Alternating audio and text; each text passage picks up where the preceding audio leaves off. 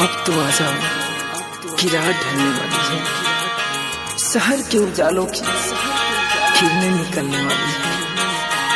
तेरे बगैर दिल लगता नहीं, ऐसा लगता है कि मेरी जान निकलने वाली है।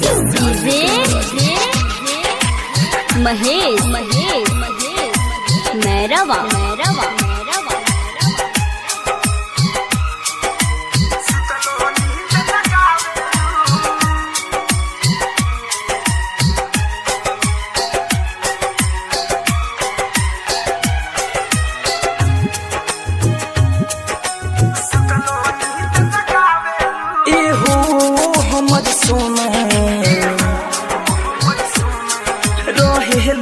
दिल के कोना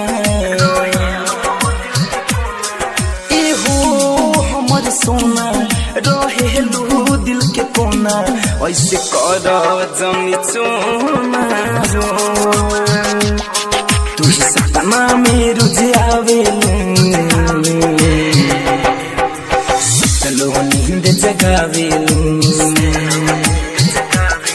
तू ही सपना में रुझे आवेलू, चलो नींद जगावेलू। बाहर चौना वो सुनर प्यार के भरल बाटे हुनर, बाटे रूपावा सलोना हो, तू ही सपना में रुझे आवेलू, चलो नींद जगावेलू, हो तू सपना में रुझे आवेलू, चलो नींद जगावेलू।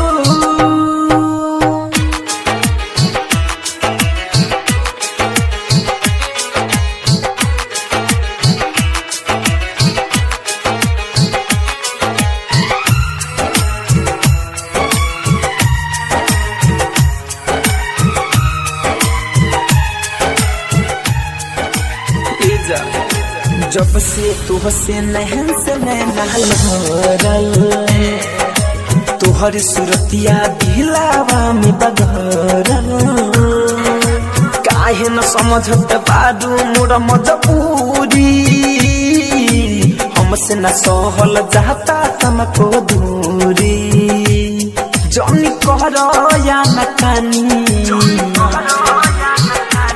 हमारा दिलावा के रानी, जौनी कहरो या न कानी हमारा दिलावा के रानी, बात मानो हमर सोना हो, तू ही सपना में रुझे आवेलू, चलो नींद जगावेलू, तू ही सपना में रुझे आवेलू, चलो नींद जगावेलू।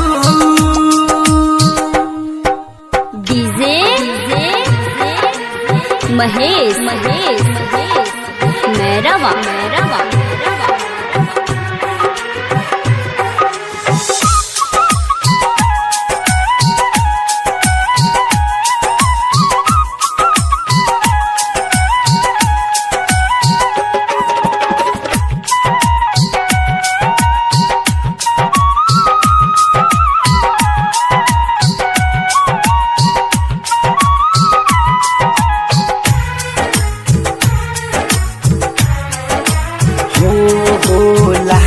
तोहर उमर अभी लड़किया पढ़ेला जब माथे पौड़नी के छैया, जान तू बहादू शायर के गजल हो, देख के तुहके जियतनी आजकल हो, धनंजय धड़कन कुमार सरवन धड़कन कुमार सरवन से खपा नहीं हो ना हो।